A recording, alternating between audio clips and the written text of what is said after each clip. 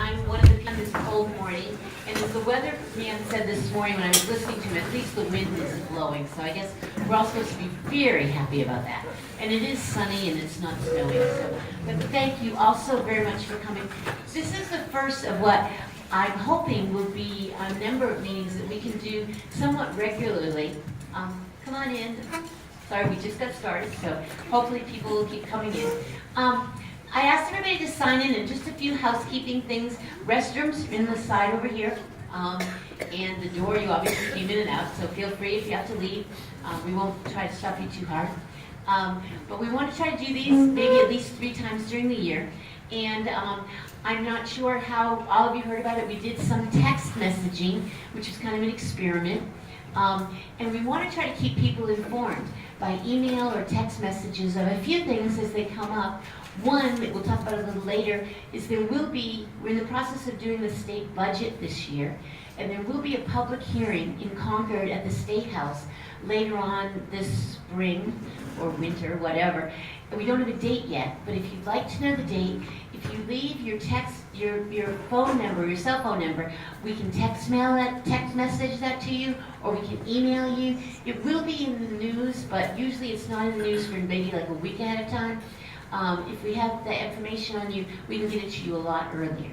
Also, if other things come up that might be of interest, I can try to get that information out to you. So that's why we asked if you'd like to get text messages with information, just leave the information. Also at the table, I've got some of my legislative business cards. Feel free to take those. You can call me 24 hours a day. I'm a noted insomniac, so it's okay. And really you can.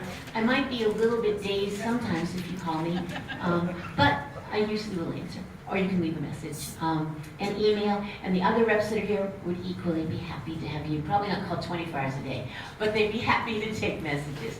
And I just want to introduce some people before we start the program.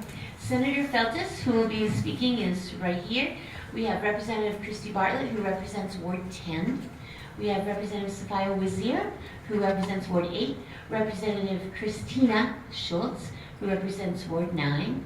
Then we have, we have Representative Art Ellison, who is here somewhere. There he is, over here. And we have Representative Tim Soucy, who represents the South End. He's over here. I don't think we have any other representatives here. We have some city councilors. We have City Councilor, where is she? Candace Bouchard-White, who is over here. White-Bouchard, I'm sorry, I got that wrong. I don't think we have, excuse me, Representative Byron Chaplin, who is over here, who is Ward 5 right now, and at 4, I'm sorry. It's hard for me to remember the ones on the other side of the river. You know? It's kind of how they think of us, is on the other side. And then we have, do we have any other representatives or councilors I didn't miss? Didn't see, I don't think so.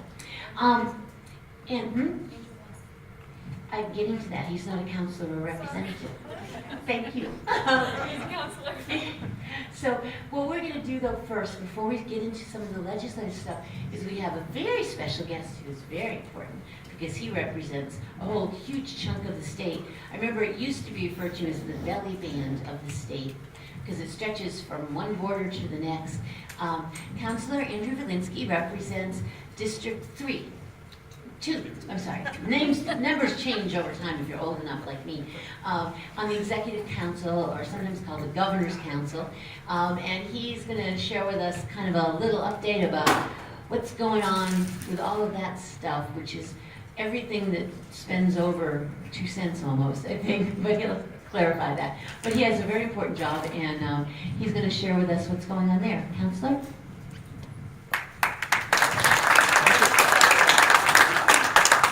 Thank you.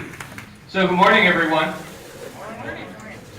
This is the East Side group with a couple of additions. Thanks for coming, Art. I live on Shaker Road, so I'm an East Sider too. My district runs from Rochester, Dover to Concord to Keene. It's horribly gerrymandered. In 2011, they added Dover and Durham and Keene to my district. It was before I was there, but it was in an effort to make the other districts more Republican. It was no favor to me, and it's one of the things that we need to tackle after the 2020 census when we redistrict, and hopefully we do it in a fair way. So First, congratulations to everyone who worked on the last election. Kathy went through the list of people who were elected. Now's the time to get down to the hard work, and we're seeing a very different legislature, and for me, I'm seeing a very different executive council. There are 5 of us on the council, and 3 of us are now Dems. It was the other way last term, and it makes a difference. Our primary responsibility is to be a check on the governor's power. And when 3 of the members of the council are from the same party, that doesn't work so well.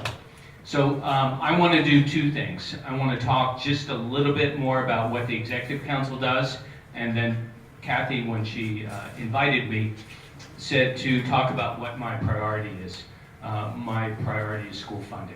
So we're going to talk a little bit about that. So let's start with the Executive Council. No one knows what the Executive Council does. No one knows how the districts are broken out. Here's the way to think about it. When you think of the Executive Council, think of the 3 C's: confirmation, contracts, and commuting. That's what we do. Confirmations. The governor nominates all the judges and department heads and board members, but then they're confirmed by a vote of the Executive Council. So the first C is confirmations. We have an open trial judge seat now. The Chief Justice of the Supreme Court will retire this summer because he hits age 70. Those are 2 crucially important appointments, particularly now that Brett Kavanaugh is on the U.S. Supreme Court. More and more important issues will devolve to the state level. So if you care about reproductive rights, you care about criminal justice, you care about enforcing environmental laws, more and more of that will happen at the state level, and the state Supreme Courts will become more and more important. Contracts is the second C. Kathy was right, it's very low, it's more than 2 cents. It's $10,000. So every contract of more than $10,000 comes to us for approval. You can't buy light bulbs for a state for less than $10,000. So we get a broad array of contracts. Some of it is pretty straightforward, like paving. Some of it is very complicated, like Medicaid organizations supervising the Medicaid program. Those are $10 million contracts that we get and have to vote on. The third C is commuting. The 10-year transportation plan starts with us. Last time around, we held 23 hearings on the transportation plan. That's roads, bridges, and if you're like me, that should include commuter rail. And so that all starts with the Executive Council. There is a plan underway to redo 93 as it passes through Concord in order to deal with the traffic flow. The Department of Transportation has taken a fairly limited approach to it. They want to do it as cheaply as possible to facilitate the traffic flow, and the way they're thinking about it makes it harder for Concord. It cuts off access to the river, it doesn't beautify the city, it doesn't encourage people to stop here. And so we need all to be attentive to that. I'm paying attention. If you want to know more about the Executive Council on an ongoing basis, I write a council report after each meeting. If you want to be on the list to receive the council reports, just drop me an email. My email is andruvolinsky@gmail.com, AndruVolinsky@gmail. Okay, that's the Executive Council. As some of you may know, I was the lead lawyer in the Claremont school funding case. That was more than 20 years ago. John Tobin, who's a South Ender, Tim, good guy to know, Stone Street. He and I have been going around the state talking about how school funding works, how unfair it is, and how structurally it's set up to fail children in most of the state. We depend 73% on local property taxes to pay for our schools. And when you're that reliant on the local property tax, if your property's worth a lot, you do well. And if your property's not worth a lot, you don't do so well.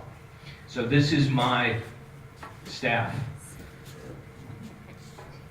It's a measure of relative wealth in the state. The average community in the state, you don't have to worry about the numbers, is the black line. That's $1 million worth of property per child against which the average wealth community can levy its tax for schools. So the average is the black line. Claremont is the red. It's 405,000. Berlin, even worse, it's the rubber band, it's 390. Yet the average community and Berlin have to provide the same educational services. The top, the green, is Portsmouth. Portsmouth has 2.7 million, but it's not the wealthiest. Moulton Borough has 6.7 million. I just couldn't figure out how to get a stick long enough to put Moulton Borough on and have it still fit in my truck. So it's a statewide problem, but it's also a local problem. So I guess they're pink now. The pink dots represent represent Concord. Concord has just slightly below average property values, mostly because of the state property that's here and isn't taxed. It's about 900,000. Pennacook, which is part of Concord, is the green. It has half the property value. So Concord, with a slightly low property value, has a slightly above average tax rate, and it comes out at about average for school spending. So we're about in the middle of the state. Pennacook, our neighbor, has half our value, has a tax rate that's $5 more than ours in Concord. They raise $2,000 less per kid. If you think of a class of 20 kids, that's a $40,000 deficit for the kids that go to school in the Merrimack Valley School District as compared to Concord. Yet they have the same responsibilities. They're your neighbors, they're my neighbors. This is how we do school funding. And the thing that prevents us from talking about this and fixing this is the 1970s political slogan started by Mel Thompson and Bill Loeb. People call it the pledge. And when you take the pledge, you're promising never to talk about this. And so I'm talking about it. And so is John Tobin. And the legislature, to their credit, is taking up some measures to try and address this. But we need to keep the attention on it and keep pressing for this difficult situation to get fixed. So again, Kathy, thank you for accommodating me. I was a little late to the party and I already have another commitment that I need to go to. Everyone stay warm. Thanks for showing up. It's great to get this kind of turnout, not as part of an election. Thanks again. Bye.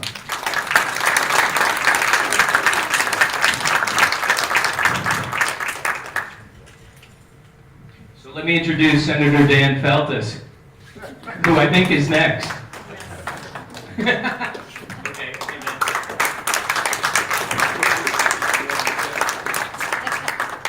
Hold him up. Well, give it up for Councilor Volinsky.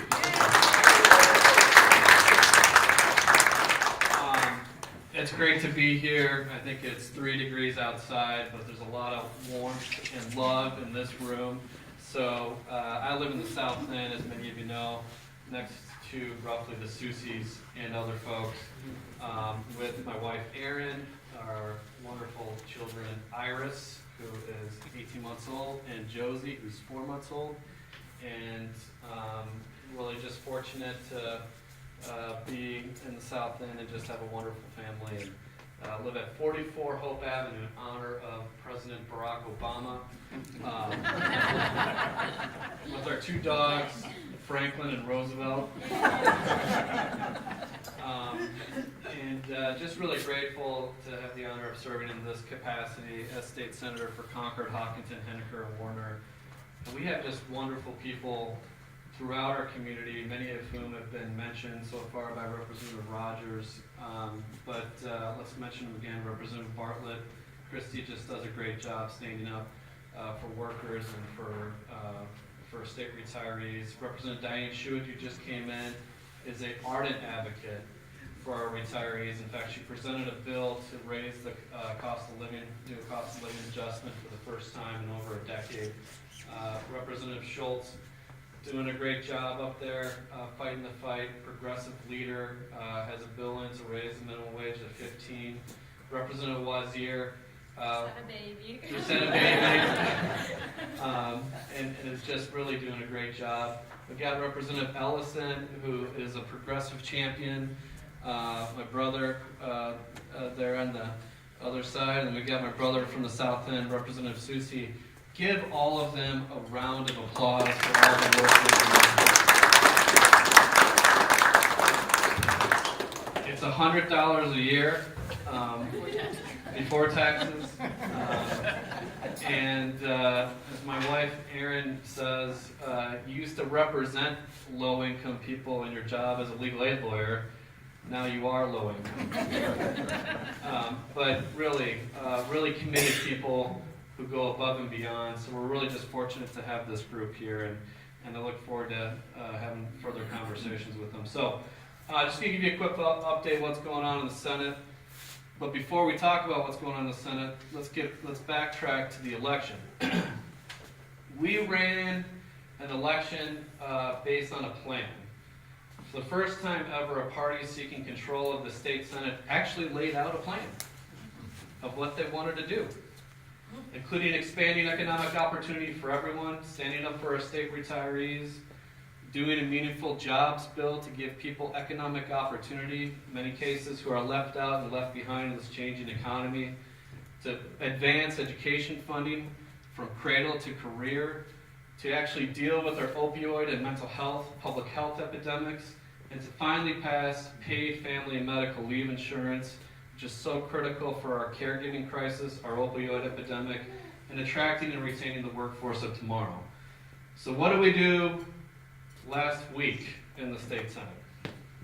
Last week, we passed the Granite State Jobs Act, which will expand economic opportunity and give jobs opportunities for graduating Granite State seniors who may not want to go to a 2 or 4 year degree, may not want to take on that debt, but there's trades and vocations opportunities right now, and we passed that bill out of the state Senate this past Thursday. We're moving it over to our colleagues in the House, and so we are delivering on a jobs plan that we campaigned on, and it's one of the reasons why we were elected. We also, you can clap, Ron.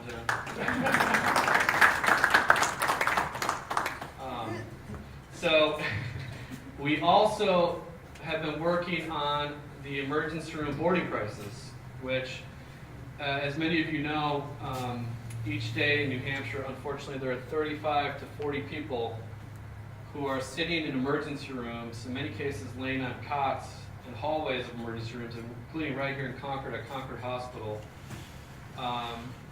who are waiting for necessary and needed mental health treatment. You know, if you show up to an emergency room and you have a heart attack, you get treatment right away. It's the way it works.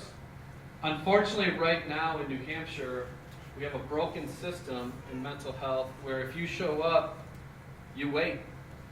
Sometimes days, sometimes weeks, to get necessary and appropriate mental health treatment. That's not just a moral problem, that's an economic problem. And we just last week, after a few hours of debate, and it was good, healthy debate, passed a bill, gave an initial vote to a bill that will finally deal with our emergency room boarding crisis and get people out of the emergency rooms. We passed that on Thursday.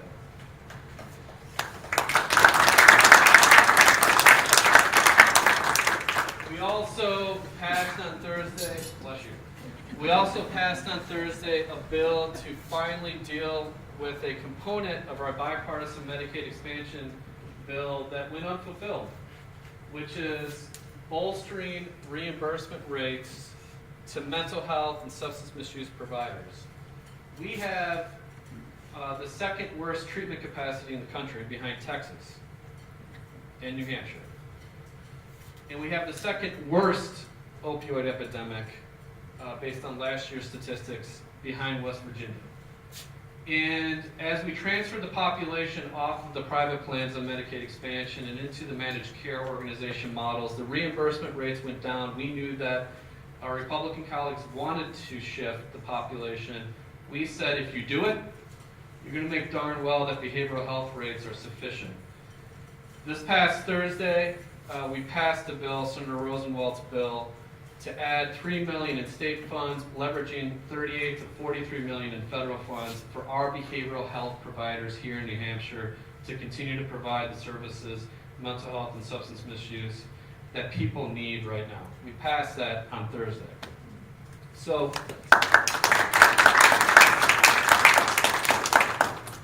we're working hard to deliver on what we promised. Isn't that what campaigns are all about? You get out there and you promise stuff and then you do it. We're working hard on that. And we're working hard on some of the other things that we campaigned on and talked about, workforce housing. We have a bipartisan bill this Tuesday at 1 p.m. in Senate Finance to finally capitalize the Affordable Housing Workforce Housing Fund on an annual basis, $5 million per year. Senator Bradley is the prime sponsor. I'm a co-sponsor. Hopefully we can move that forward because we have a workforce and affordable housing crisis in the state, and we need to do that in a stable and annual way.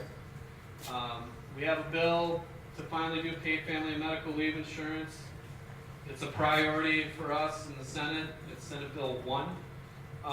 And we had a wonderful hearing. So many people here attended the hearing and testified about the importance of finally doing a real paid family leave policy here in the state of New Hampshire.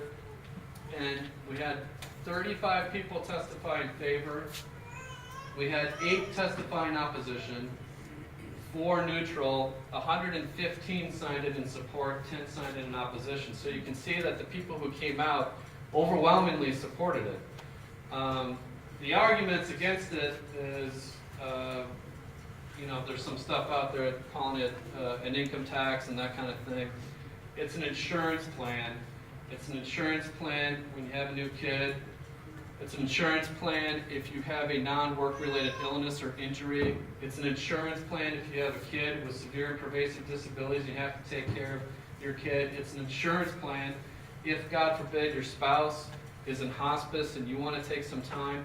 We value work, we value family, and we should value the proposition you shouldn't have to choose between the two if at all possible. That's what paid family and medical leave insurance is all about.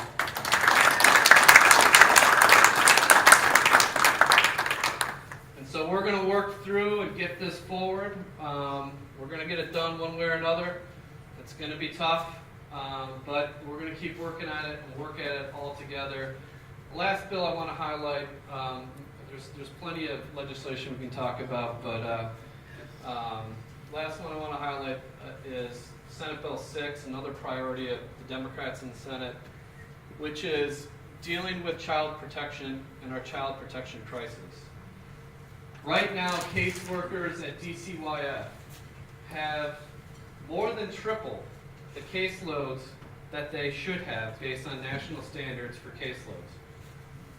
That's the primary reason, after study and audit and study and audit, the primary reason why some kids are falling through the cracks and being harmed, in some cases being killed, in the state of New Hampshire right now.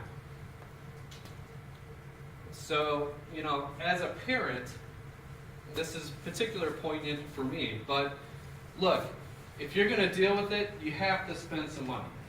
It's just the way it works.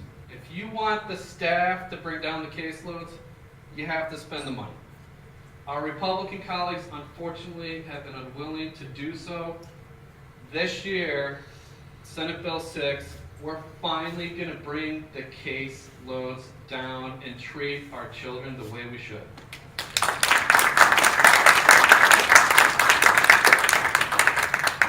So there's a whole lot of things we can talk about. I'm sure there's going to be, a question-answer period. But at the end of the day, here's what I would say. A lot of you are active and engaged. Stay active and engaged. Stay active and engaged in all the issues you care about. We need you. We need your voice. We need you there. I really believe in that fundamental belief that we are all in this together. We need you there. So stay at it. I look forward to working with all of you. We're going to get some good things done. Thank you so much. I look forward to the question and answer. Thank you. We're going to let each of our reps in the district speak, and we're going to let Christy go first. Start with Ward 10. Okay. Ward 10. Ward 10 runs between exit 16 and 17 over to Route 106, Macris. So it's a pretty rural area. So I try to get down the long driveways. I bring dog biscuits in both pockets because almost everybody in East Concord has a dog. I learned that my first campaign. I'm going to keep this short because I'm only one of 400, so I don't feel terribly important. But that's the system we've got, and I'm there. So for the next 6 weeks, we have to get all of our House bills out in the next 6 weeks, and we have about 1,000 of them. I'm on the Commerce Committee, and we have been assigned 90 bills, more than any other committee. Very difficult to give all of those bills the time that they require. But we got through public hearings on 18 of them this week, and we'll have 18 more this coming week. I'm just going to highlight a couple of things because we have plenty of questions, because we've got plenty of other folks that want to talk about their issues. I'm prime sponsor on House Bill 102, which is just an enabling bill. It's going to be a bill that will give towns the authority to regulate the use of single-use plastic. Right now, the AG's office has said they don't have that authority. All this is a one-sentence bill. Retail associations already called me up and said they're going to fight it with everything. Municipal association, however, is endorsing it. So it's going to be a fight. It's just enabling. This bill doesn't prohibit anything. It says it goes to local control, what's right for your community. I've already been warned that the red-tailed hawk bill is back, and if some of you have a memory, I became a little infamous about this one. I was on the John Oliver show. I was interviewed from Toronto to New York to Texas. I had friends that I hadn't seen for years that were messaging me on Facebook. I am going to be opposing it again. I think the fourth grade teachers and the fourth graders can come up with some more relevant subjects than trying to get a 30-second state symbol. We already have 31 of them. I think that they could help us with some research. There must be issues that they care about, that they'd like to do a research and come in. And maybe it'll be a lesson on how all bills don't make it through. And we also have county delegation coming up. I don't know if you know, but all of us that serve in the House also serve on the county delegation. And a big part of your taxes come from the county budget. So we're working on budget now. I chair the subcommittee for the Human Services agencies. We have 5 agencies. They'll be presenting their budget Monday night. And then we come back together as a whole delegation on March 18th to vote on the total county budget. But it's all broken down into these subcommittees first. So if you're interested in a summary of what goes on each week, I put it on my Facebook page and a legislative page. It's called Christy Bartlett for New Hampshire State Rep. I know some of you read them now, and it just gives you, I don't go into lots of detail, but it at least gives you a summary of what we do each week. So thanks a lot.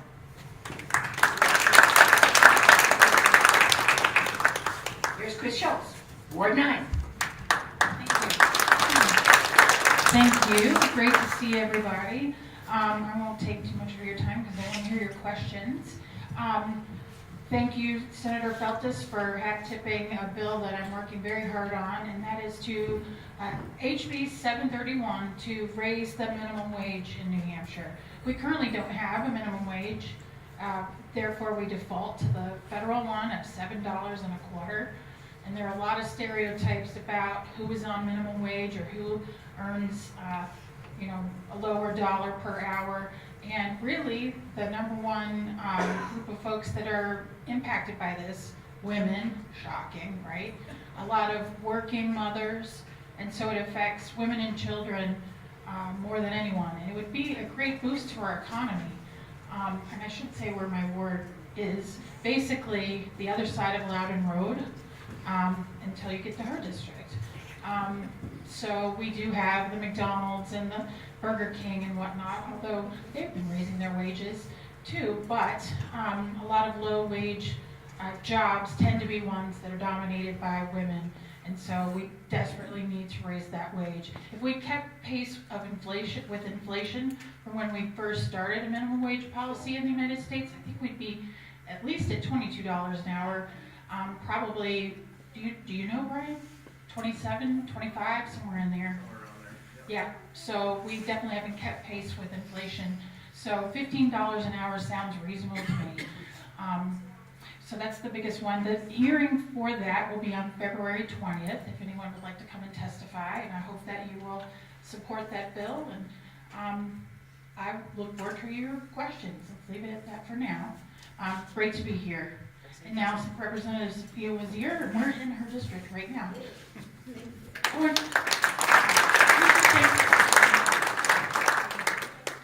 right, good morning all, and I'm glad to be here. So it's been a very interesting year for me, as you know, struggled.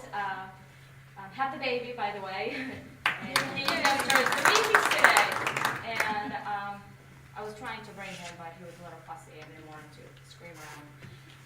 So this year so far, I haven't been able to do much with the legislator office. I haven't been to attend to the sessions.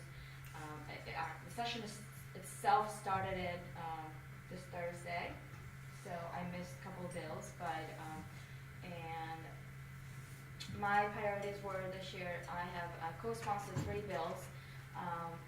One of the bills I testified last Wednesday, I believe.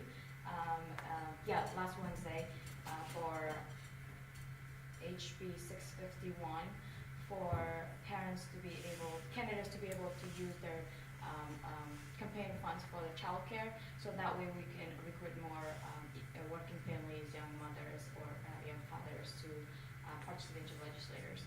So the other 2 bills that I'm sponsored is paid family medical leaves. I'm glad that Deb fell's right on top of it, but we also have one in the House. The prime sponsor is Mary Jane Waller, and I'm the co-sponsor, and I'm testifying this coming Wednesday. And if you're in favor of it, please come do so. The public hearing is at 1 o'clock. I don't have the detail for which room it is right now. That's what I was looking on my phone, like, if I can find it. So, and the third bill I have co-sponsored was for minimum wage for $12. The primary sponsor is Moffett Howard, representative, and I co-sponsor, and I have not heard when is the hearing on that. So February 20th, same day. They're all at the one day. Oh, they are. Thank you. So I didn't know that because I didn't receive any notification yet. So I have been working on those, trying to testify. We're trying to pass them as progressively we could. Those are the things that I've been working while I'm trying to stay at home with my baby. So I'm open to any questions that you might have, and hopefully I'll be progressive and be able to go back and do my job. Thank you.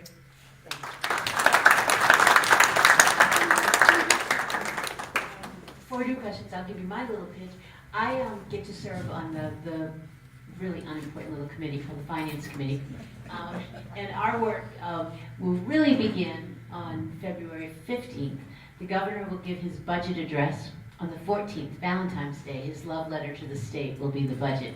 And as I said, there will be budget hearings. We're going to go out as a Finance Committee around the state to do budget hearings. We'll do one up north, we'll do one in the south, at least those 2. We might do a few others, but we will also do a public hearing at the State House.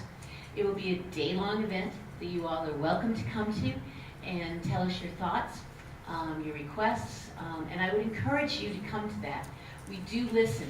We do sit there all day and listen to what people have to say. And it's important if you have thoughts and feelings. Representative Schultz mentioned the minimum wage and mentioned we all sit here with a district that has McDonald's and Wendy's. I want to point out something that many of you probably don't know. We have, in the state budget, providers that we pay. We have people that work as service providers to the disability community. Did you know that they don't get paid as much as the people that work at McDonald's? Did you know that we have a hard time getting people that are, first of all, they have to get onto the list, off the wait list that you've all probably heard on, to be able to get those services. But when they do, sometimes they can't have people to be aides to them because we don't pay enough. They can get better pay by working at McDonald's or Burger King. Also, people that work in nursing homes sometimes don't get as good a pay as they get working at McDonald's or Burger King. And when you think about it, these are our most vulnerable citizens, and yet we don't pay the people that work with them as much as we pay the people that make you a French fry or a burger. That doesn't say much about us. So it's important. The community goes out and talks about that and comes to the hearings. And we've heard it, those of us that have been in finance, but the more that you go and say that you're outraged by that, the better. So it's important you come. It's also important you come and say that you're not happy when you read the stories about what's happening to children in the state, that you're outraged that, as Senator Feltus talked about, that we have to pass this legislation. We have to pass things. It's important you go and say you want the retirees to get a COLA for the first time in 10 years. Because Representative Schuett's got a bill, and we talked about it, went to a different committee to start to, but it has to be funded somewhere too. It's also important you go and say, hey, we don't like all the potholes. We don't like the way our bridges are, and they're red listed bridges. There's a lot of things that you might not like the way we fund. And I'm going to be very blunt with you. It's not fun because we're going to have to say no to some things, but it's important we hear from all of you the things you would rather we say no to or that we say yes to. So it's helpful to hear from all of you as to what it is. And I do tell you that, yeah, by 7 o'clock that night when we're hearing from the 200 or 300th person, our eyes start to cross a little, but all of us take it very seriously, and we do stay there and we do listen. So it's good to come to those hearings. So please come if you can. If you can't come, send emails, send letters, call us. And I will say that I do like to hear from everybody, even if you don't agree with something. And I think everybody here would agree. Even if you disagree with us, it's good to hear. Because I have had people change my mind. People think I'm stubborn, and I am sometimes. But it's good to hear, and I have changed my minds because of calls from many of you. You have convinced me very often that I'm wrong. It's not easy to say, but I am wrong sometimes. And you do help convince me.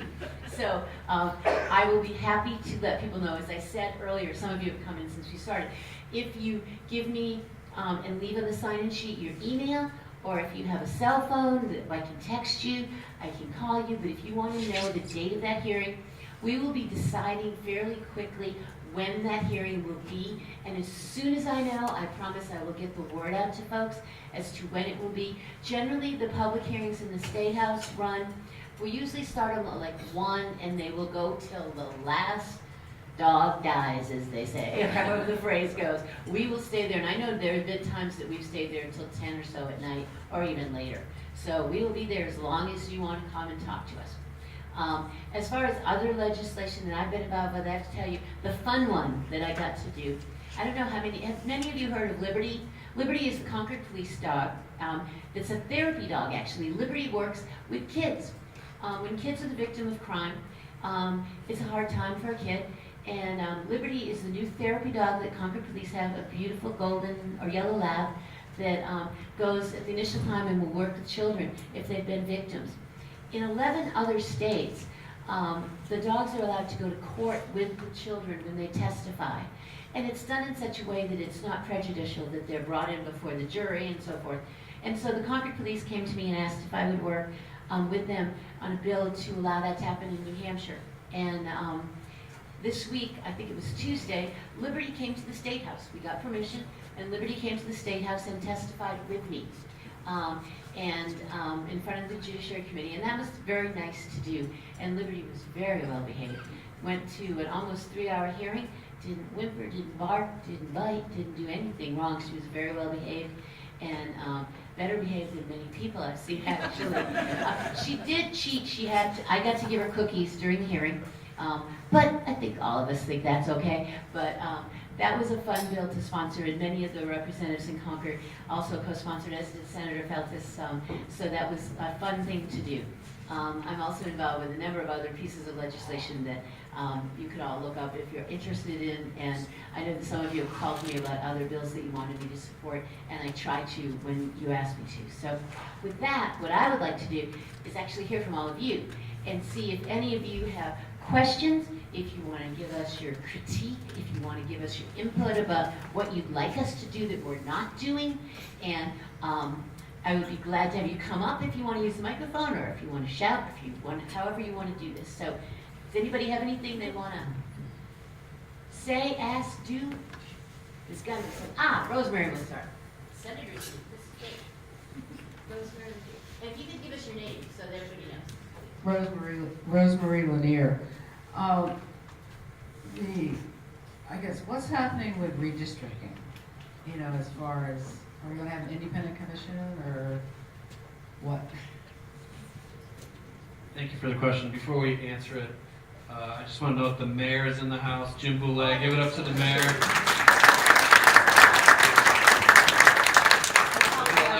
Representative Schuett answer that question, because she has a...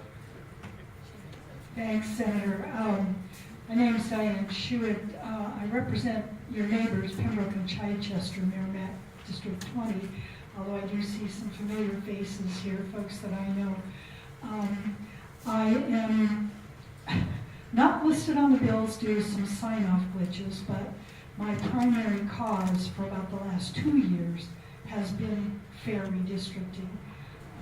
I was the prime force behind a constitutional amendment. It's called CACR 9, which will put into our Constitution, hopefully, that we want fair redistricting districts done in a fair manner without regard to party bias and so forth. I'm also co-sponsor of Representative Margie Smith's bill to put that same provision into state statute. I went the step further to do a constitutional amendment because if we just pass it and put it in the law, if the legislature changes in a future year, they can come back and change that law, take it out, repeal it. Constitution is much more difficult to change. So if we get that constitutional amendment through the legislature, I'm asking everybody, because you folks will then vote on that, to talk to your neighbors, your friends, your relatives in the state and say, we need this change to our Constitution. It's going to take 3/5 of the population of the state to vote that constitutional amendment in. So thank you very much for letting me spout off on that. All right, thank you. Representative Schultz, Wazir, Rogers, any additional? We do have a bill in the Senate that creates a commission, independent commission, redistricting commission. Again, the basic premise, as Representative Schuett noted, is that people should pick their politicians. Politicians shouldn't pick their voters. And we're going to finally pass that. We're going to pass the independent redistricting commission on the statutory level. It may get vetoed by the governor, but we're at least going to pass it, and we're going to try with this constitutional amendment too. All right, next question. Sure. You want a mic, or we'll get one mic floating around and then one mic up here. Yeah, just a quick question. There's an awful lot of stuff going on there in the State House. What are some of the ways of keeping easy track of it? I know of one, but I don't think I should introduce my bias about State House Watch, which the FSC puts out. But there must be some other things that folks can use to keep track of what the heck is going on. If you didn't hear it, the question is how do you keep track of everything that's going on at the State House? Representative Bartlett, did you want to? Well, AFSC is a good way to track some of them because they'll track things that you care about. With 1,000 bills, I think we all struggle with it, and we all do. Well, I have to tell you that as of this morning, I have 504 unopened emails in my legislative email. You know, you deal with 30 and you get 20, and I never just delete. I always open them, but I get a little behind. So we do count on different constituencies that tell us what's going on, and I think you can do the same thing. You can sign up for emails, whether it's American Friends, whether it's there's Rights and Democracy, there's Kent Street Coalition, there's the SEA. They have an almost daily newsletter. You can sign up for various kinds of emails. Now, on the General Court website is the House calendar, and it's published every Thursday night. You can go in there and you can see all the bills that are coming up for the following week, which committee they're in, and which room they're going to be heard in at what time. So go to that General Court website, because sometimes it feels overwhelming for us too to go there, but if you go there for a specific reason, look under House calendar. Just search for that. You can bring that up. Or Senate calendar, that's right. And I have to remember Senate calendar. If we get hard copies, I'm too cheap to have it mailed by the state, so I can go get a hard copy from the clerk's office on Monday morning. But, well, sometimes they're, 100 pages. I'm really cheap when it comes to printing out 100 pages. The other thing that you can do if you go to the General Court website is you can look under the section that talks about bills and searching bills. It's a little more work, but you can go under there and you can look under any topic or any person or any committee, and it will give you the status of every bill. And that's totally neutral. You can see what committee the bill is in, where it is as far as has there been a hearing, has there been a vote, is it going to a subcommittee. You have to do a little bit more work, but if you want a totally neutral view of things, that will give you total neutrality. Just tell you where it is.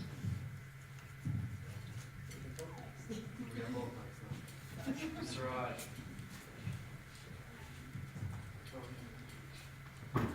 Good morning, everybody. Thank you for your service. You've been doing a great job for us. My name is Suraj from Manchester. Representative was here to talk about, sponsoring, raising minimum wage to $12, and you talk about, raising minimum wage to $15. Where there is two different bills with, raising minimum wage. Did you discuss it before, sponsoring this bill or not? Is it okay to have two different, bill, different and same, issue? My bill's better. Well, that's one of the fun things about government. There's no easy answer to that. I think it's healthy for us in democracy to give choices to our legislators, and that gives you a stronger role in what choice is made. I think is the easy, quick answer. Yeah, I think it's just a difference of opinion. I will give you a short bit of detail about the $15 an hour bill. It is implemented over 5 steps. It includes a COLA. It also includes a step process to raise the tip wages, which is, I believe, $2.80, $2.90. So those are for the wait staff at restaurants typically. It also allows municipalities to raise their minimum wage higher than whatever the state rate is, because currently that doesn't take place. And it actually, I introduced this bill just before a similar bill was introduced in Congress that has over 50 Congress folk signed on for that as well. Like I said at the beginning of what I said earlier, it still isn't a living wage compared to what the cost of housing is in this area and whatnot. So knowing that there were other bills that were at a lower rate, I felt it necessary, as did, I will say, Art Ellison as a co-sponsor. We felt pretty strongly, especially since some of us have been supporting the State Employees Association's Raise the Wage campaign. I've been one of the folks standing in front of Wendy's or McDonald's or Burger King with the Fight for 15 signs. So having done that, and I just felt, and other legislators felt that the lower rates, while it would raise the wage, that why start low? Let's get the negotiation point higher, and hopefully we can get the best result for the workers who deserve it for a hard day's work. I don't know if you want to talk about the 12. Thanks for your question. So when I co-sponsored the $12 minimum wage, her and I didn't discuss about this. And once I signed off, she was like, "Oh, you want to co-sponsor my $15 per hour?" I said, "Well, I already did the 12." So she came out really late. When I discussed the co-sponsoring the 12, there was a reason behind it.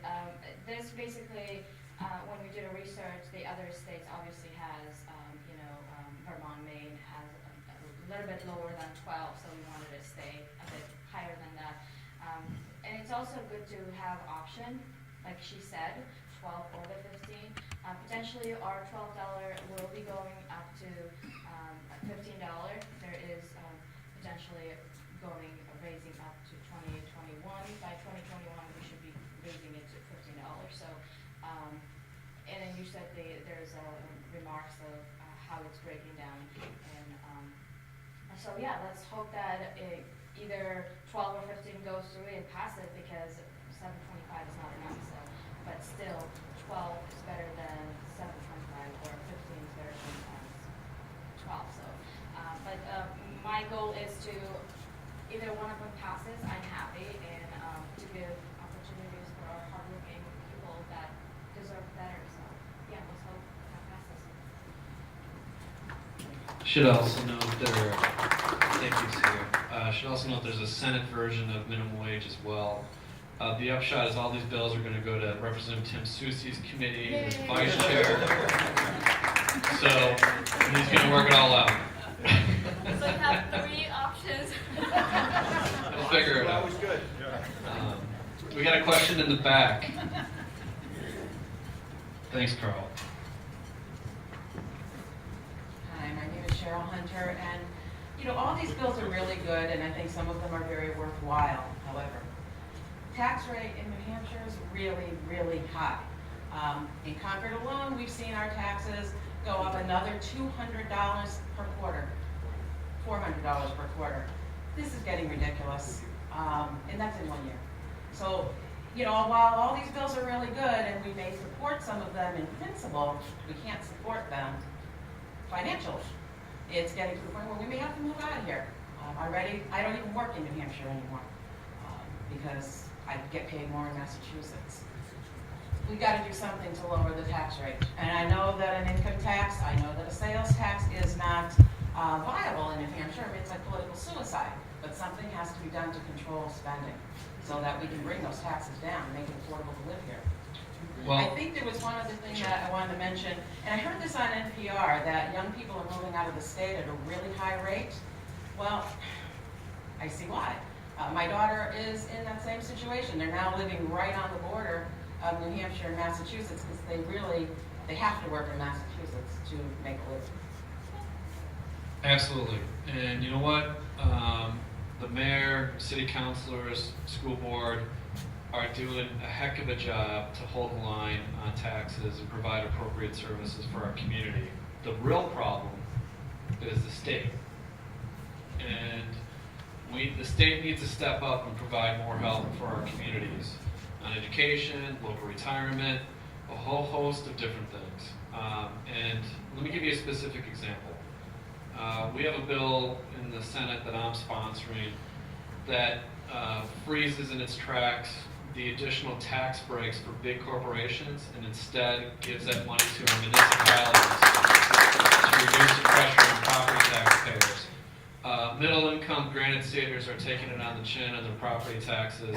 There's no reason why we should give more corporate giveaways to big corporations, many of which with headquarters out of state. Amazon got a tax break in our last state budget. Does Amazon need a tax break? No. You need a tax break. And so we're going to try our level best with the bills that we have to protect our communities, protect property taxpayers, and really stand up for middle-income granted staters. The last budget, unfortunately, the Republican budget, the priority was tax breaks for big corporations. We're going to flip that on its head and try to really help provide the assistance to our communities so that middle-income granted staters, our seniors, our young people can have a more affordable life and reduce those costs. The other thing is, when I talked about the budget, Senator Feltus was correct.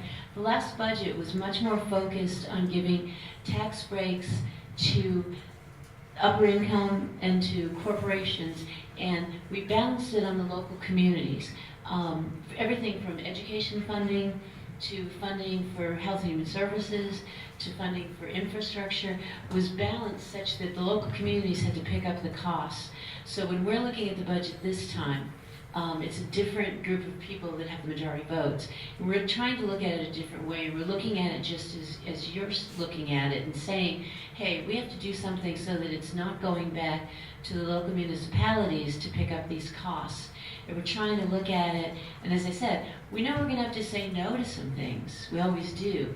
But we're trying to look at it a different way and saying, we need to look at it with the idea that it's the local taxpayers that we have to look out for, not at the local, or not at the large corporations that don't even live in this state, not in giving Amazon the break, not at giving Walmart the breaks, not at giving these places that don't even live here. But what can we do that's not going to go back on the municipalities? So we are aware of that, and we're going to make a real effort. But yeah, we're going to have to say no to some things, but we're making the effort and trying really hard. I think you need to say no to more things. I mean, like, they built just a couple years ago, an $800,000 roundabout. I'm just saying, they built an $800,000 roundabout.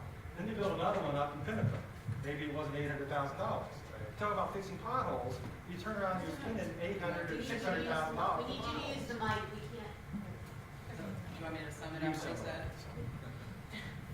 You know, we live in Concord, and well, I think you all do, and one of the things that we're seeing is we're seeing these multi-million-dollar roadways, roundabouts, where you call them, being put in. They're not really doing a whole lot, and I know, for example, the owner, the gas station owner, where the one was put in at Eastside Drive, is very much against it, and it has seriously hurt his business. Why are we spending money like this when we've got potholes, when our taxes are going up, we're paying for garbage? It just seems like we're not really getting good services for the amount of money that we're paying. It just seems like some of the decisions are kind of frivolous, and I think that's where we're very frustrated with the way spending is done on the state level as well as at the city level. Well, at least thank you for that, appreciate that. Well, at least with respect to the state level, I agree with you. I'm frustrated with how things are spent at the state level. I'm frustrated that instead of spending money on child protection and spending money on combating these opioid and mental health, public health epidemics, and spending money on helping our communities, instead the last budget spent money for tax breaks for big corporations, many of which with headquarters out of state. So I'm frustrated too. And hopefully we're going to craft a budget at the state level that more reflects key core priorities. I think everybody should agree that we should take care of our children, we should take care of this mental health crisis, we should take care of the opioid epidemic. These are pretty basic things. And we just have to shift our priorities at the state level. And I agree with you, I am frustrated too, and quite frankly, one of the reasons why things shifted at the State House is because people are frustrated. And we campaigned on changing the priorities and changing to focus on middle-income granted staters and to focus in on the things that you're talking about. So we're going to try to do our level best on that, but along the way, keep raising your voice, keep talking about what you're concerned about, because that's how change happens, is you raising your voice, having your voice heard. In forums like these, letters to the editor, calls to your representatives up here, keep being involved. And just to put real money into that tax break, 97% of that tax break went to out-of-state businesses. It made great headlines, oh, we're gonna reduce taxes to the businesses that didn't ask for it. We've got to make up in this budget $100 million.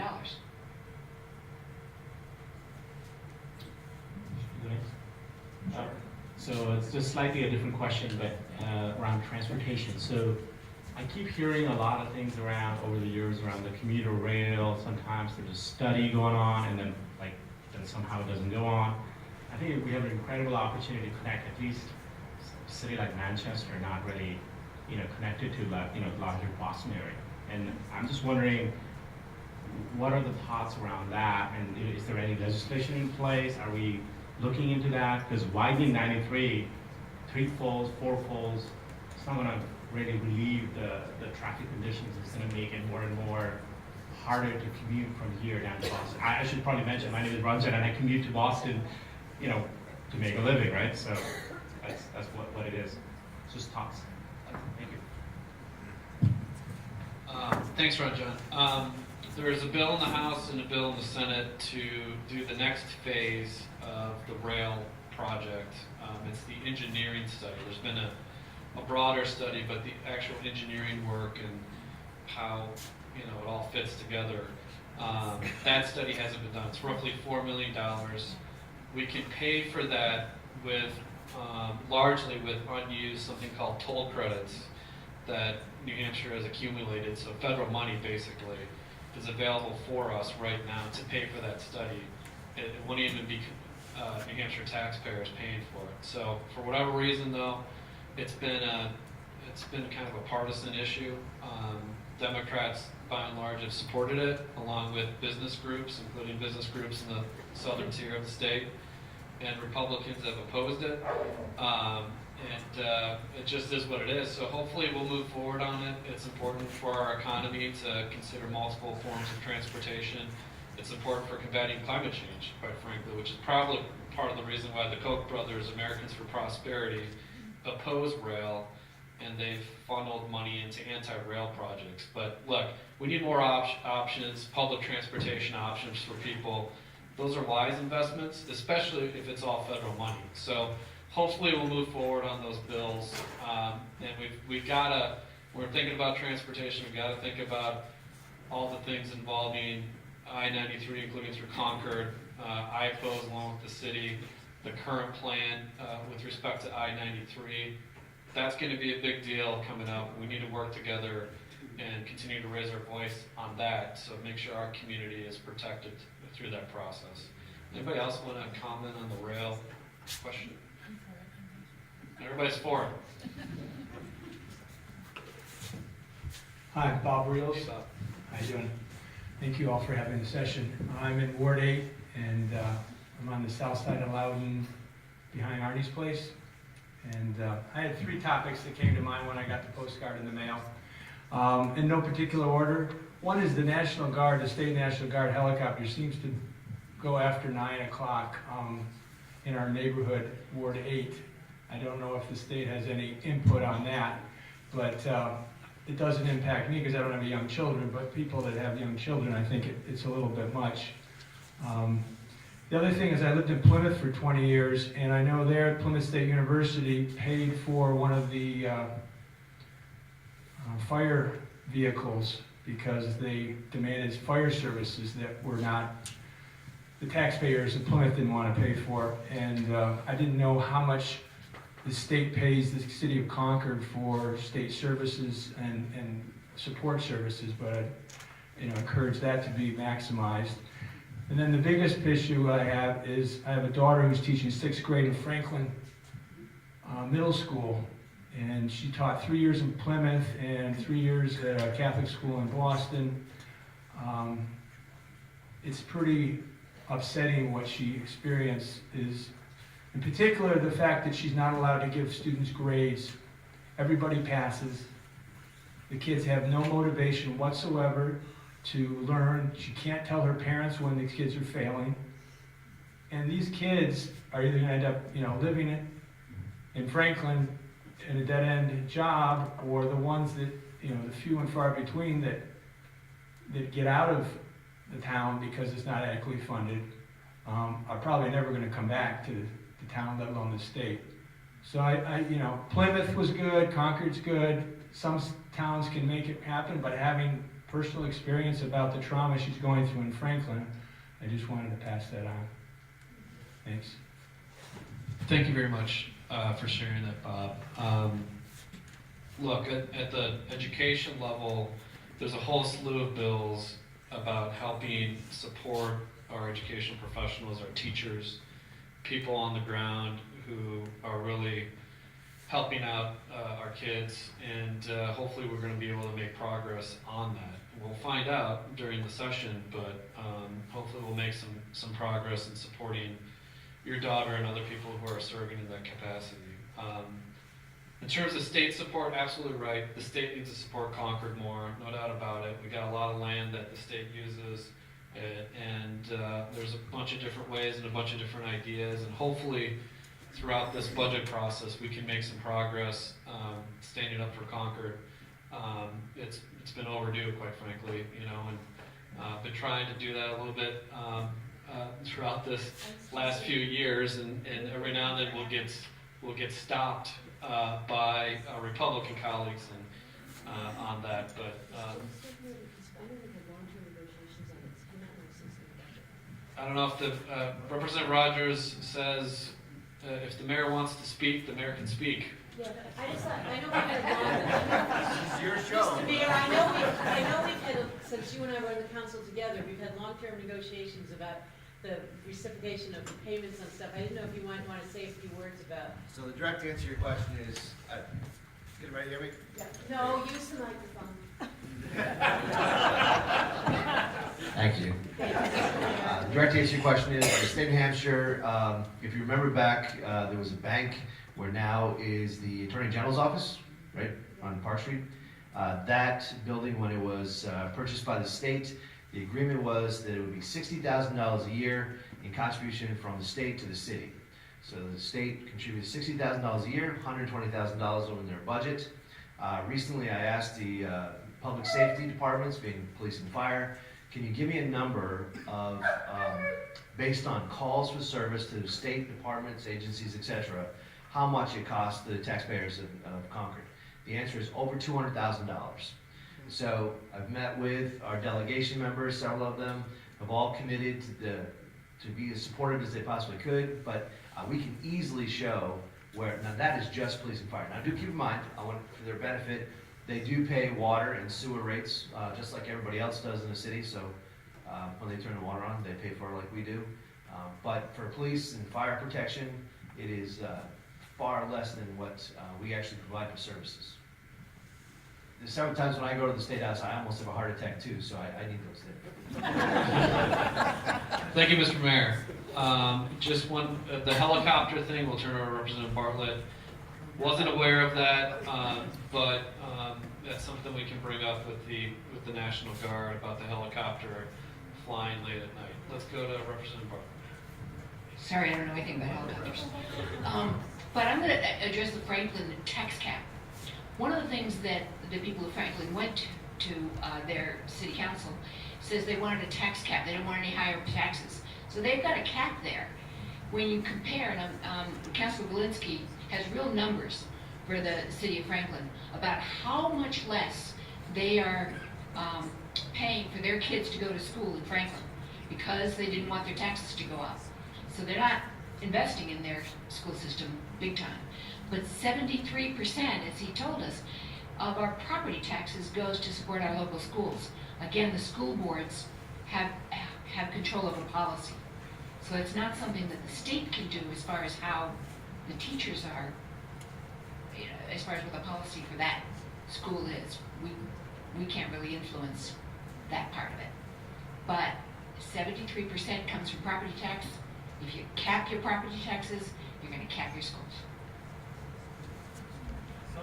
Thank you, Representative. But if you don't cap your property taxes at some point, and they're getting out of control, because like I said, our taxes, we have a small house in Concord. How much do we pay? It was $4,500 a year 2 years ago. Now it's $6,500 a year. This is crazy. In just 2 years. Yeah, we own 2 houses in Concord. It's costing us a fortune to keep these 2 houses. Yeah, again, appreciate that. Again, I think our local folks are doing their level best, given the resources to provide adequate services and hold the line on taxes. It's just really, I think, the state needs to step up, quite frankly, and support our communities. Again, we have legislation to do that. We'll see what happens during the budget and some of these conversations. But again, if you're throwing hundreds of millions of dollars out the window to big corporations, many of which with headquarters out of state, that's not good. We should be providing relief to our communities and folks like you. So, another question. Someone who hasn't asked one yet. My name is Roger DeRocher, and I live in Ward 8. I have a question related to health insurance. My understanding is that currently prior existing conditions, if you have one of those, then you still can get health insurance at an affordable rate. But also I understand nationally those protections are being eroded, if not done away with. Is there something in New Hampshire that can be done to preserve that protection here in New Hampshire? Thank you, Roger.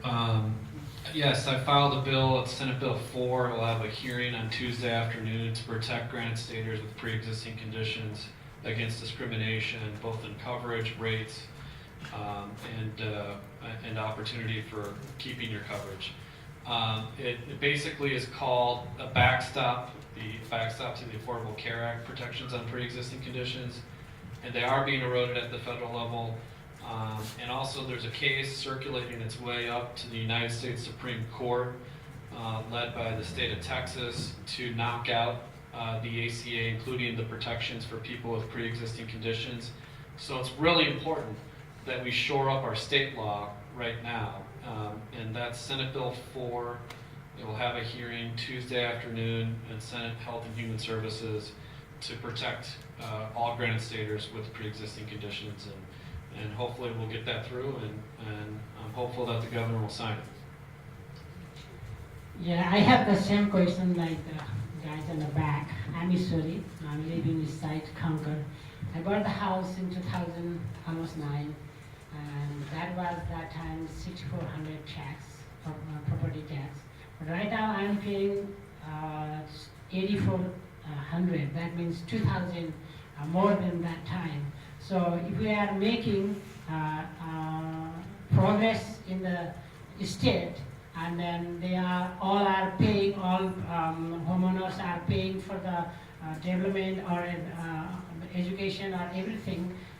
What I'm thinking that one day the people, like, they are also the examples. I'm also the examples. We are going to be, aren't we going to be homeless? The tax is going like this every year. I have the same job, I'm working the same hours, and I have to feed my kids, I have to pay all the bills, like sewer, water, electricity, everything, and then the tax is going up and up. Makes a little bit difficult to stay. So how we can work on it? We keep talking round and round about revenue. Nobody wants to talk about income tax, nobody wants to talk about sales tax. So, if we don't want to talk about income tax and sales tax, we don't want to talk about revenue, let's talk about marijuana. I think we should have it. So, I voted to legalize marijuana and to tax it. Each time it's come up, it's going to be vetoed again. We've already been told. He's not going to support it? Really? So we have to work on overcoming a veto, and I don't think we've got the votes. When are we going to talk about revenue? Now, Councilor Volinsky showed us how property taxes are not sustainable. This is going to continue to be a problem. I think the people have got to come to us and say, we want an income tax or some kind of a broad-based tax. This pledge that the candidates on both sides continue is hurting too many ordinary people. When is the bill going to, is it a bill to legalize the marijuana? Yes. When's it going to be hearing? I believe it's a hearing this week. I got an email on it. What day is it? I think it is Tuesday. I think Tuesday there's a bill on it. I got an email on it. I look on the House calendar, okay, and it's coming up this week. Tuesday. I believe it's Tuesday. Hold on one second. there's so many approaches to how to fix this. The one we know for sure that hasn't worked is the one where we give lots of tax breaks to corporations with the hope that they will raise wages and somehow things magically work in our economy. That has been broken for some time, and I don't know that it ever works. So if you pay folks more, obviously we can, as a society, have a better economy. So I will say one way around that is to not have places like Walmart who teach their employees how to get on public assistance at our dime. So we're subsidizing them through a backdoor corporate welfare. I realize that doesn't get exactly to what you're asking, but these things all connect in multiple ways. Another one is, so you say you worked, and I know you do as well, in Massachusetts. So you're not just paying the New Hampshire property tax, you're paying the Massachusetts income tax. There have been bills to say, okay, because if we had an income tax, that money would come to New Hampshire rather than Massachusetts. And we've been fought time and again for any bill to say, well, let's keep that money in New Hampshire where they live. And multiple approaches that we've taken have been fought as we continue to give these tax breaks. That's why it's so great that folks like Senator Feltus and those of us in the Democratic majority, we hopefully can have more sane approaches to that. There's many approaches to that that could be helpful. I just like to say I support an income tax. It makes more sense because it's based on ability to pay. And just one example, we moved here 40 years ago, a long time, yes. But in the state we moved from, we had an income tax for the state, and the county put a 50% addition to it, plus property taxes. And when we moved here, just with our property taxes, we paid more than those three combined. So I think property taxes makes more sense. I'm not seriously. Income taxes make more sense. Sorry about that.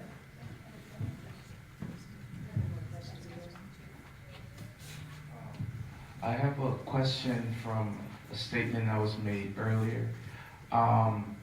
It's about the Granite State Job Act.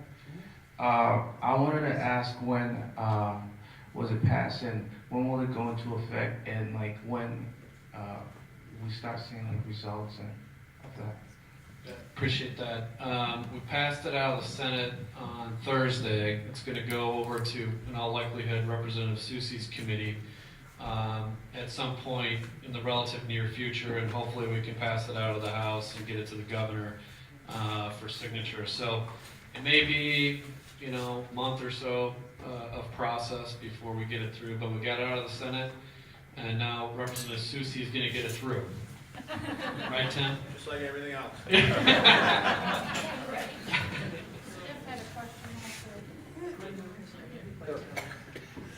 So I'm from Ward 10. My name is Michael, and I've been bringing this up for many years about the traffic, trying to get traffic lights on basically Hoyt Road and Mountain Road in Ward 10, and it seems like they said they've been working on it for over 2 years and it hasn't happened. And there's been a lot of accidents, a lot of serious accidents over there.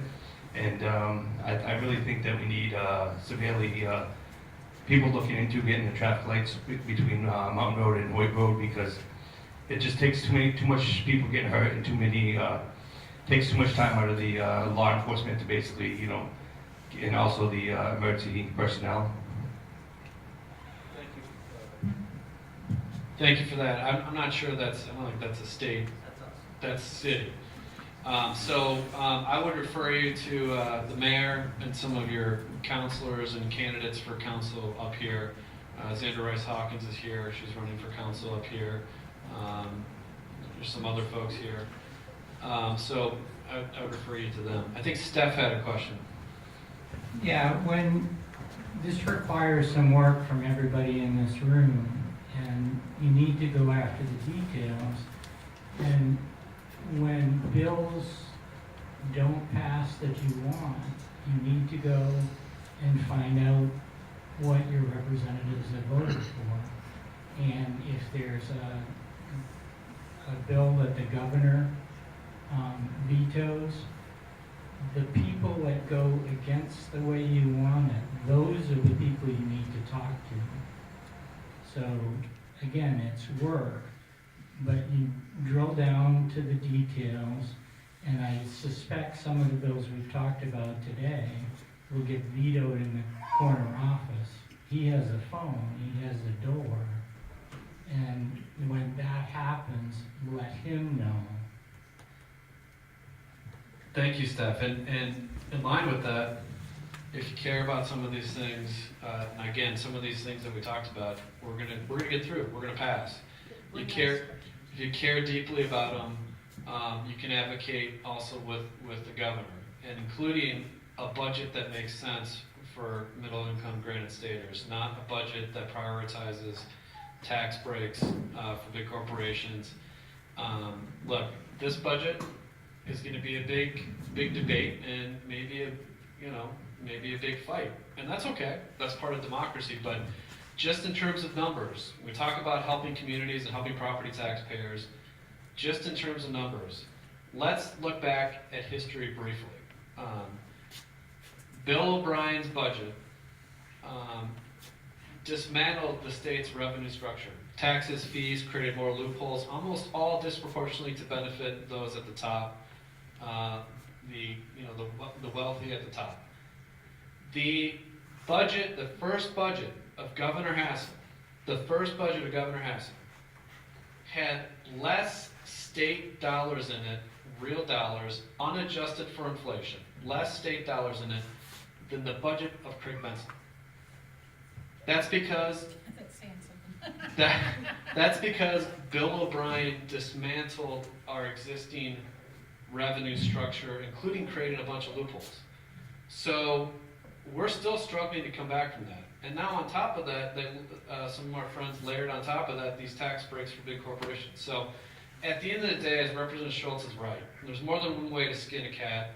It's all math in the end, but what we need to do is help our communities and invest in our communities in education.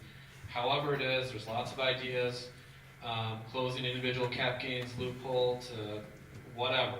There's lots of ideas, but we need to make sure that we build a budget that works for people in this room, not the corporations that have headquarters out of the state. Steph?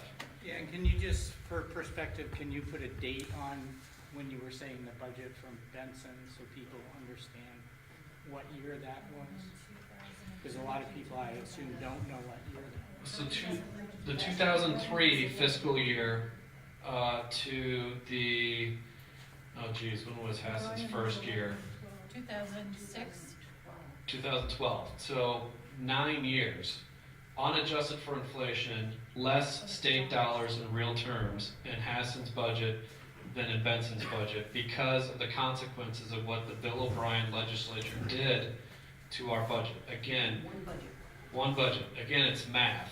There's many ways to skin a cat, many ways to add up revenue, many ways to spend it, but at the end of the day, that's what happened.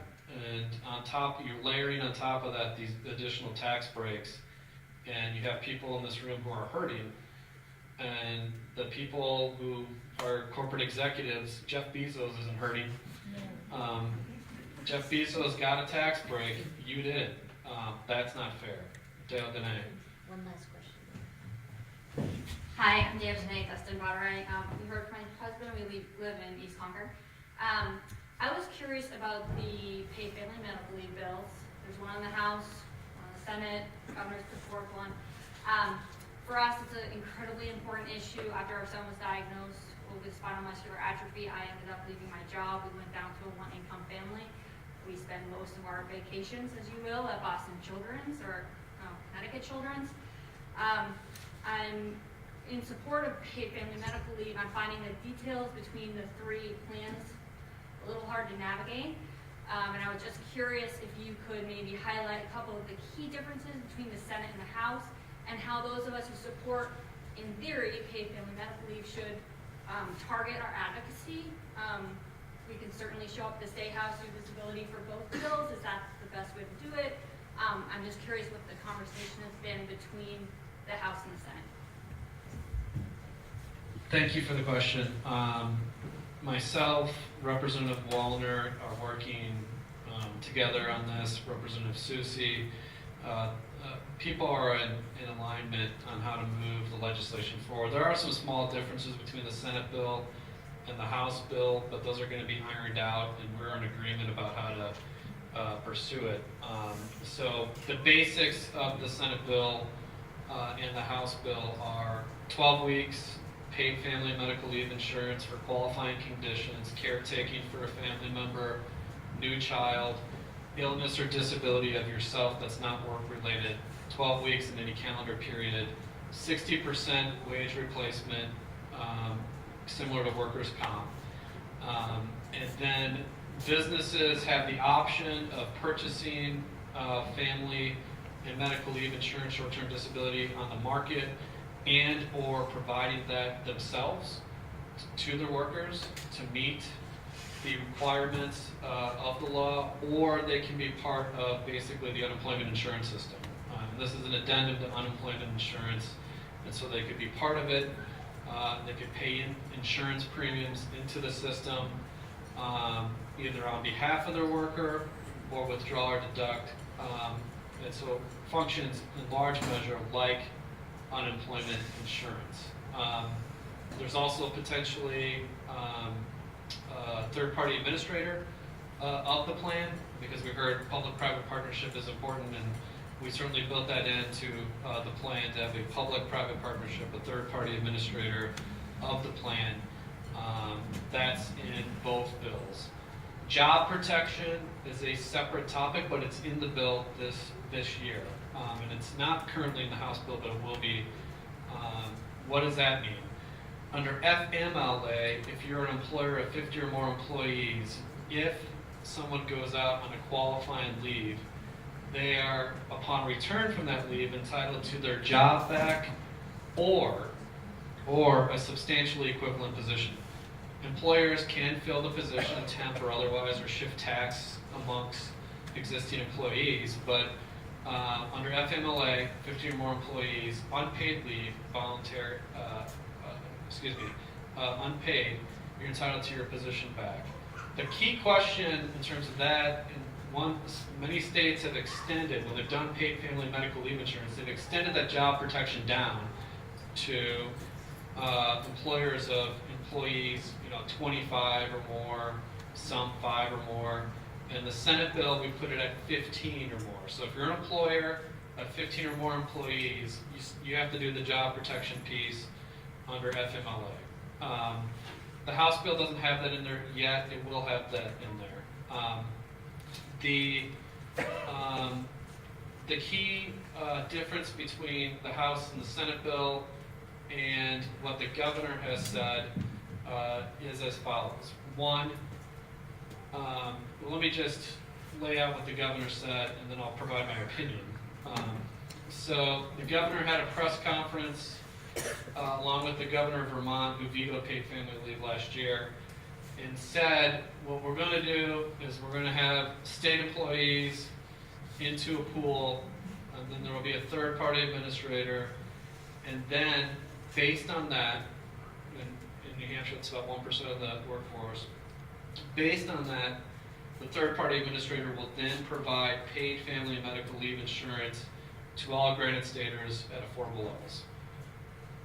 That's what he said. There's no study backing up any of that. This is objective still. There's no study backing up any of that. There's no actuarial study which underpins the bills that we have. There's no legislative language on it at all. There's no policy behind it. There's no stakeholder support behind it. And so, on the one hand, is it good that the governor has talked about it? Yes, no doubt about it. On the other hand, in my opinion, amounts to really nothing more than a PR stunt at this point. And he just went out with what's called a request for information through the Department of Insurance, which means they don't have a plan, they're requesting information about a possible plan. So I know that you'll see reports that there's a plan from Governor Sununu. There's not a plan. That's just the facts. So And I know that the media is reporting it that way, but sometimes the media gets taken for a ride, and they have in this particular situation. So if you're serious about this issue, I think everybody is, then we got to be serious about how you approach it and not just do a press conference and throw out ideas that have no support, no study, and no policy behind it. So I strongly believe that we need to continue moving forward on the legislation we have. We've made modifications in that legislation to accommodate some of the concerns from our Republican colleagues, and we'll continue to work on it. But we have a real plan. It's going through the process. Whether or not there's plenty of public hearings, I think Senate Bill 1 had a great hearing. I would encourage you, if you do have time, to go testify to Representative Wallner's Bill 2. It's important that we continue to propel both pieces of legislation. Again, they're basically going to be the same. So.